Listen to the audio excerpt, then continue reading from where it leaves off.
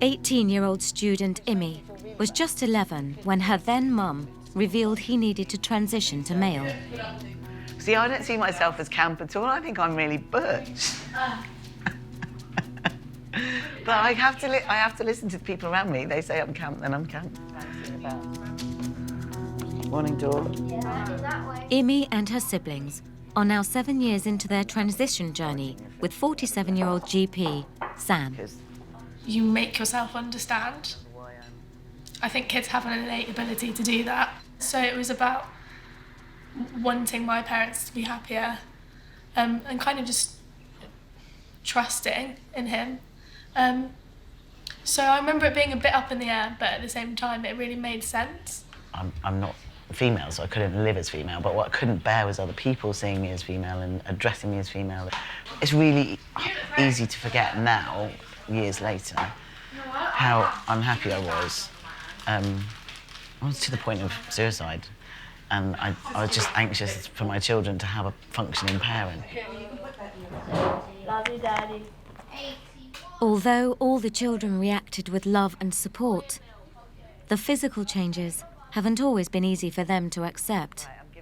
I very particularly remember talking to them about the surgery I was going to have to my chest, because I thought that was going to have quite a big impact on them. Because I'd breastfed them all, and they'd known me as a sort of maternal figure, and that's kind of an outward sign of it. Obviously we show affection, but we don't like cuddle as much anymore. But then I think that's kind of happened as I've grown up as well. So that's kind of maybe not because he's not my mum anymore. I've enjoyed the freedom of being able to be where I feel comfortable, without looking like an imposter, and that's what transition has done. So yeah, but I've still got a little bit of a way to go clothing-wise, I think. So when he first kind of came out as transitioning, obviously his fashion sense wasn't spectacular. I think I noticed clothing first, which is something as a little girl I noticed anyway a lot. I was always quite jealous of other people's mums having really nice clothes that they could nick. When you transition, especially once you start taking hormones, you know, your body changes, my voice has changed, but I'm still the same person, so they've had the consistency and continuity of me as a parent. I remember his voice just starting to break, and it really, for me, that's still a really distinct memory of things kind of shifting. That's probably the one I struggled with, and up until that point, I don't think I'd ever had a time where I'd been upset over anything. When I was little, he used to sing all these lullabies to us, to get us to bed, and I just have this one memory of him saying he wouldn't be able to sing them in the same way anymore. For me, I think it really meant accepting that someone in your life is changing rather than ignoring it, but at the same time knowing that they're the same person. I've got to go. You late for work? I will be, if I don't leave. Have a nice day. You too. Love ya.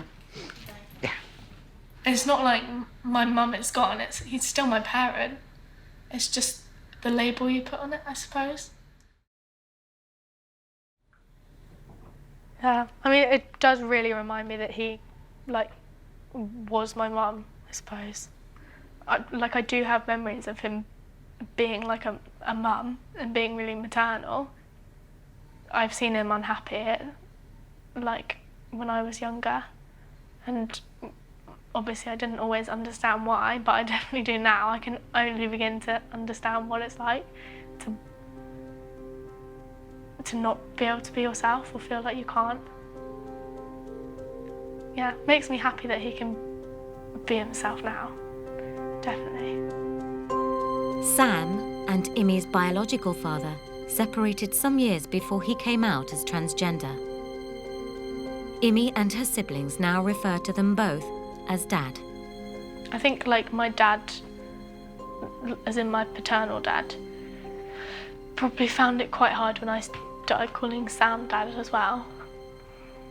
I can imagine that being quite touchy. Yeah, he's like fine with it now. Like I remember at Sam's wedding, he posted something on Facebook about being like, oh, you're so lucky to have two wonderful dads. So like, it's nice to see how accepting he's been.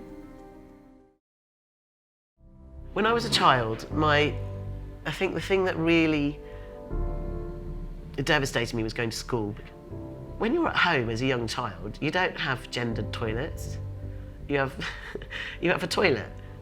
But I do remember very clearly the insistence that I would use this toilet, which was for girls. Yes, I had a missing penis, and I realised at that time, age 5, that this was going to be a big problem. But I just thought, well, if I'm dressed in boys' clothes and people, know that I see myself as a boy, then surely I can use the boys' toilet. But I couldn't. So it did really distress me as a child. But I was allowed to wear boys' clothes, but I was never allowed to say I was a boy. I mean, I did a lot of things behind my parents' backs. I would, right up until I hit puberty, I would pack, as in put things in my underpants, anything, socks, pebbles on the beach. I remember shoving pebbles down my swimming trunks on the beach. Anything to hide the shame I felt of being a boy without a penis. It was just excruciating. Sam's now finally able to be himself, and that newfound confidence has made him a better parent. I think he feels different to my own dad, to my biological dad, but then I don't see him as often either. So I guess not emotionally, but physically, my other dad is more distant. I guess it doesn't really feel the same, but they are both my dads. But I guess I look at them differently. Because it is, it's amazing how much respect people give you that's completely unwarranted just because you're male. I go into a room and people listen to things I say now, which they didn't before. But then there's an aspect of it that I find really fascinating, which is about my own self-assurance and self-confidence. I think I'm much more confident as a person now. I think you are too. And you think that has more to do with... But I don't think that is anything to do with male privilege and everything to do with me feeling at home in myself. Yeah, that's what I would say. But the process hasn't been without its challenges. And then after you started taking hormones, you turned into a bit of a moody teenager for a while. That's true, and that was so hard. I've probably never said this to you. I felt like a 14-year-old boy in charge of 3 children, and all I wanted to do was like wank and play Angry Birds. I don't want to hear that. And it's changed my emotional landscape. Like, receptiveness. Being on testosterone is like, if you imagine a nice landscape with hills and trees and a village and a spire, it's like someone's laid a thick duvet over it. I love that. So you can't, or it's just covered in like 20 foot of snow, so you can't see it. You can't see the undulations of the land. I can't feel my feelings like I used to be able to. You are less receptive. Like if I'm upset about something, I have to go ahead. I'm upset. Whereas I used to be like, oh, darling, you okay? Oh my gosh, what's wrong? No, what I mean is, I used to feel the feelings for you. Like, if you were upset, I'd be like, oh God, that's making me feel upset. Whereas now, if someone else is upset, I don't... It doesn't as much. It doesn't make me feel upset for them. I'd be like, oh, that's bad luck. Poor you. Their relationship may have changed, but their bond as parent and child is stronger than ever. To feel my children's pride, or Immy's in particular, has been really empowering for me. She'll tell me how brave she thinks I am, and she's managed to make a story that works and that contains all of the truth in it about her life and her origins as a person. I just have the deepest respect for that. She's doing what I can't yet do, which is just normalise this, make it okay. I can't do that yet.